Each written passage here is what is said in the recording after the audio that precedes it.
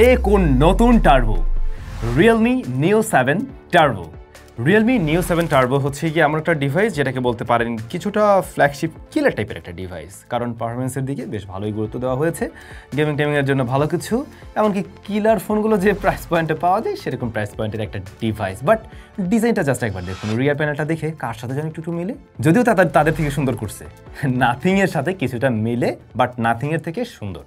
এই ফোনটাতে MediaTek Dimensity 9400E রয়েছে এবং 7200 mAh এর সিলিকন কার্বনের ব্যাটারি, 100 ওয়াটের চার্জার। এই জায়গাটা বুঝলে আপনি বুঝতে পারছেন এটা একটা পারফরমেন্সিভ ডিভাইস, গেমারদেরকে টার্গেট করে আসছে। অলরাইট, এই ফোনটা আপনারা পেয়ে যাবেন কিন্তু তাহামটেকের শপ রয়েছে যমুনা ফিউচার পার্কে, এবং এটার কারেন্ট প্রাইসটা ভিডিও ডেসক্রিপশনে মেনশন করা আছে। এটার দাম কিছুটা কমবে খুব শীঘ্রই বলে আশা করা যাচ্ছে। আর তাহামটেকে আরেকটা বিশেষ অফার চলছে এই মুহূর্তে দেখলাম, সেটা হচ্ছে ওদের কাছ থেকে আপনারা যদি অনারের ফোন কিনেন আনঅফিশিয়াল ডিভাইস, ওগুলোর ডিসপ্লেতে ওরা ওয়ারেন্টি দিচ্ছে। ভিডিও ডেসক্রিপশনে টোটাল ব্যাপারটা মেনশন করা আছে, আপনারা একটু দেখে নেবেন। Realme Neo 7 Turbo রিয়ারের ডিজাইনটা আসলে ইউনিক, এবং এখানে তো আমরা দেখছি বড় করে লেখা আছে NFC, তার মানে এটা NFC ইনেবলড ফোন। বাংলাদেশে তো আজকাল NFC এর প্রয়োজন পড়ে, তো আপনি কাজে লাগাতে পারছেন আপনার এই ডিভাইস। এবং এখানে আপনারা কিছু ফেক প্যাটার্ন দেখবেন। ফেক প্যাটার্ন মিন্স মানে জাস্ট এটা ওই রিয়ার প্যানেলে ব্যাকশেলের জন্য ওরা দিয়েছে, এটা নিচের যে বৈশিষ্ট্য এরকম বা নিচে এভাবে তৈরি করা আছে, ব্যাপারটা এমন না, কিন্তু দেখতে ভালোই লাগছে।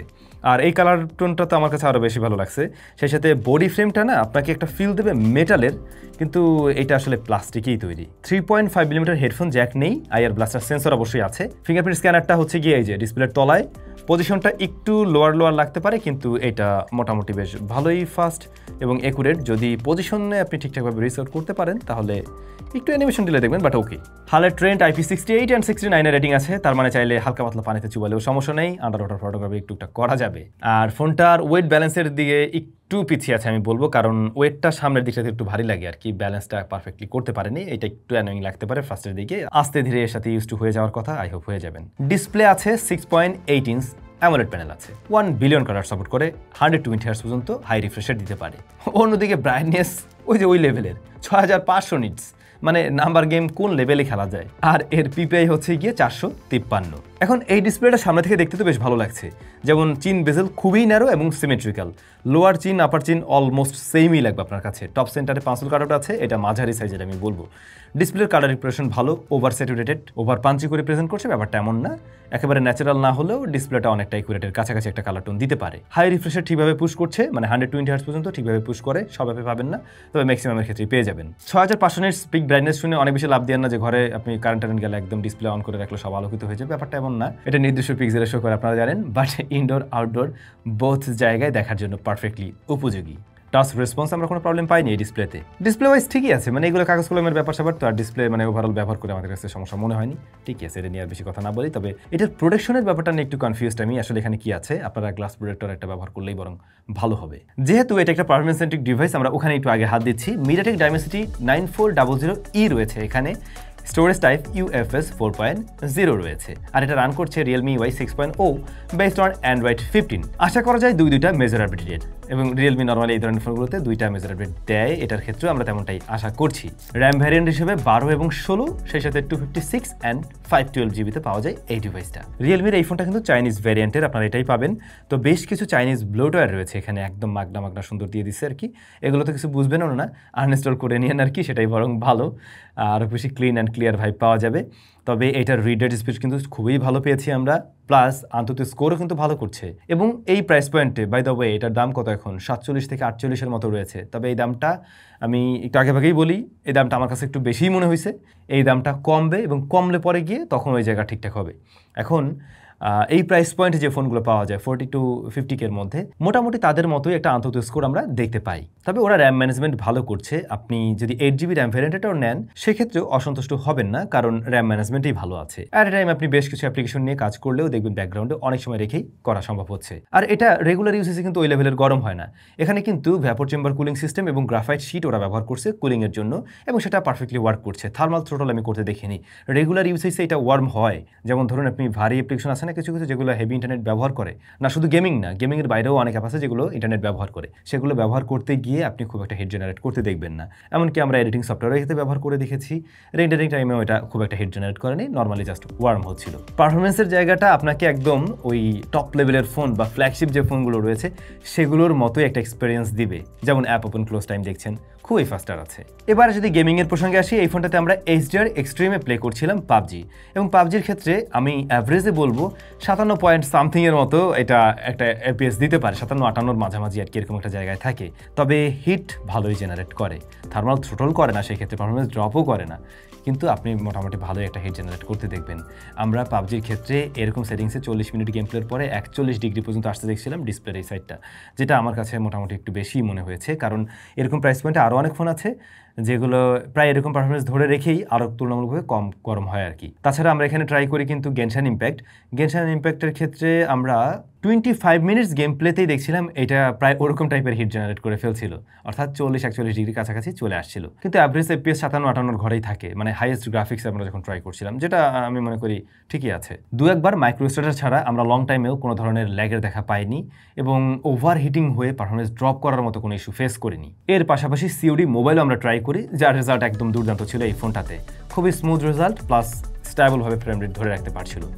আচ্ছা, আপনারা যারা গেমিংয়ের জন্য ফোন কিনেন বা আমাদের ভিডিওগুলো দেখেন, একটু কমেন্ট করে জানাবেন এই যে গেমগুলো নিয়ে আমরা নর্মালি কথা বলি, call of duty mobile, PUBG, অন্যদিকে গেনশন ইম্প্যাক্ট, মাঝে মাঝে ফুটবল দেখানো হয় হয়তো, বা অ্যাসফল্ট 9, এর বাইরে আপনারা অন্য কোন গেমগুলো আসলে প্লে করেন, এই ফোনটা নিলে আপনি কোন গেমটা আসলে প্লে করতেন, একটু কমেন্ট করে জানাবেন। আমরা তাহলে পরবর্তীতে যখন ভিডিওগুলো নিয়ে আসবো, অন্য ফোনের রিভিউ নিয়ে আসবো, তখন কিন্তু আমরা ওই গেমগুলো টেস্ট করেও আপনাদের জানাতে পারবো, সেক্ষেত্রে আপনাদের ডিসিশন মেক করতে একটু সুবিধা হবে। এখন অনেকে হয়তো কমেন্ট করতে পারেন, ভাই ফ্রি ফায়ার কেন দেখাননি?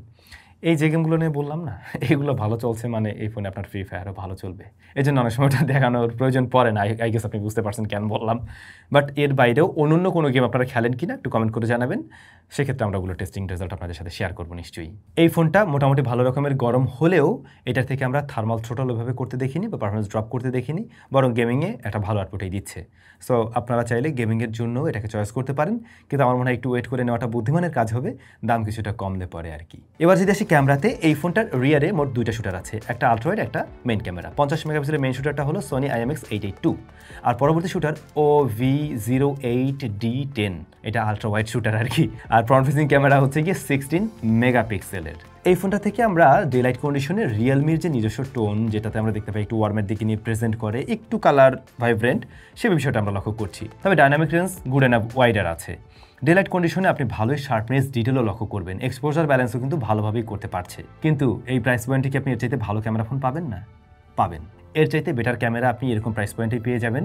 যেমন ধরুন, এর চাইতে কম দামি মনে হয় পাওয়া যায় Honor 400 যে ফোনটা রয়েছে, ওটার ক্যামেরা রেজাল্ট কিন্তু এর চাইতে বেটার হবে। ও লো লাইটে কিছুটা কন্ট্রাস্ট লেভেল বাড়িয়ে দেয় এবং গ্রেনের দেখাও পাওয়া যায়। আপনি নাইট মোড অন করে নিলে তখন কিন্তু বেশ ভালোই আউটপুট দিতে পারে। ছবিগুলোতে ব্রাইটনেস অনেকটাই বেড়ে যায়, কালারফুল হওয়াতে বেশ প্রাণবন্ত লাগে আর কি। সোশ্যাল মিডিয়া রেডি টাইপ বলতে পারি এক কথায়। পোর্ট্রেটের জন্য আলাদা কোনো ডেপথ সেন্সর অর টেলিফটো না থাকা সত্ত্বেও আপনারা দুইটা ফোকাল লেন্সের ছবি তুলতে পারবেন, 1x 2x। 1x এর ছবিগুলোতে ব্যাকগ্রাউন্ড ব্লারনেসটা এখন আর মানুষের তেমন একটা ভালো লাগে না, আমারও ভালো লাগে না, বরং 2x এর ছবিগুলো দেখতে ভালো লাগছে।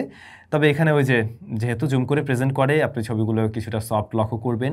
এজ ডিটেকশন ভালোই আছে, ব্যাকগ্রাউন্ড ব্লারনেসটাও আর্টিফিশিয়াল লাগে না, ন্যাচারালি লাগছে, তবে কিছুটা সফটনেস লক্ষ্য করা যায়। আপনি হিউম্যান স্কিনটাকে দেখবেন একটু একটু আর্টিফিশিয়ালি টোন লক্ষ্য করা যায় এখানে। আলট্রা ওয়াইড শুটারটা প্রপার লাইটিং কন্ডিশনে ভালো আউটপুট দেয়, সেক্ষেত্রে ডেলাইটের ছবির সাথে মেইন ক্যামেরার ডেলাইটের ছবির সাথে অনেকটা মিল রাখে, কালারের কিছুটা তারতম্য আছে, বাট লো লাইটে অনেক বড় রকমের ডিফারেন্স লক্ষ্য করবেন। লো লাইটে এটা খুব একটা ভালো রকম করতে পারে না, ডে লাইট কন্ডিশনে নিলেই বরং ভালো।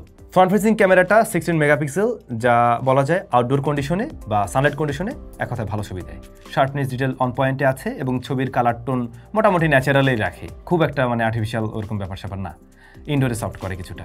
মেইন ক্যামেরায় আপনি ভিডিও রেকর্ড করতে পারবেন সর্বোচ্চ 4K 60 FPS। 60 FPS থাকাতে হাই রেজলিউশনের সাথে আপনি স্মুথ ফুটেজ পাবেন, এবং জিটারিং এর ব্যাপারটাও একটু কম নোটিস করেছে এই ফোনটাতে। তবে কালার একটু বাড়িয়ে প্রেজেন্ট করছে, দেখতে খারাপ লাগে না, তবে একেবারে ন্যাচারাল আর কি না, আর একটু কন্ট্রাস্টের পরিমাণ বেশি আছে।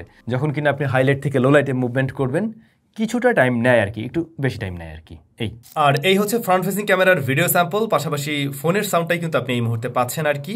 ইনডোর কন্ডিশনে, আর্টিফিশিয়াল লাইটিং কন্ডিশনে এরকম একটা ভিডিও পাওয়া যাবে, যেখানে রেকর্ড করতে পারে সর্বোচ্চ 1080p 60 FPS। So smooth footage পাওয়া যাবে, বাট রেজলিউশনের একটা ঘাটতি আছে। আর এখানেও কিন্তু আপনার ইআইএসটা কাজ করছে, সো খুব একটা স্ট্যাবিলিটি নিয়ে আমার মনে হয় না খুব একটা সমস্যায় পড়বেন। সুপার লেভেলের না হলেও চলে আর কি।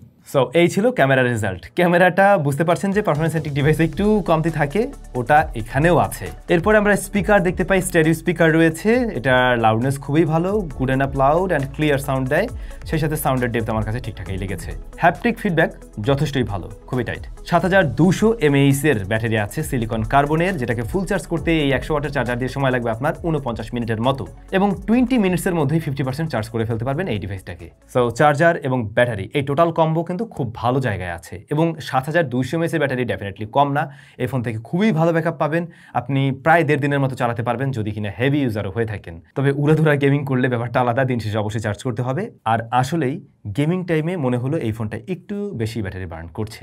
রিয়েলমি নিউ 7 টার্বো মূলত একটা পারফরমেন্স সেন্ট্রিক ডিভাইস, যার গেমিংয়ের দিকেই মূলত মেইন ফোকাস বলতে পারেন, বা পারফরমেন্সের দিকেই, এবং সেরকমটা আমরা লক্ষ্য করছি। তবে কমতির জায়গা ক্যামেরাতে আছে অবশ্যই। এই প্রাইস পয়েন্টে অনেকেই চায় খুব ব্যালেন্স টাইপের একটা ডিভাইস, এবং আমারও মনে হয় একটা ট্রু ফ্ল্যাগশিপ কিলার হতে গেলে মোটামুটি সব দিকেই ভালো হওয়া চাই। তো সেই জায়গায় কিন্তু কমতি আছে। এখন আপনি যদি মনে করেন আমি একটা ফোন কিনবো গেমিংয়ের জন্যই কিনবো মূলত, এবং ওটাই আমার মেইন টার্গেট, উড়াধুরা গেমিং করবো প্লাস ব্যাটারি ব্যাকআপও বেশি হওয়া চাই, তাদের জন্য ঠিকই আছে বলা যায়। তবে দামটা একটু কমতে হবে। আপনাদের কাছে কেমন লাগলো কমেন্ট করে জানাবেন কিন্তু। নিশ্চয়ই ভালো থাকবেন, দেখা হচ্ছে নতুন ভিডিওতে।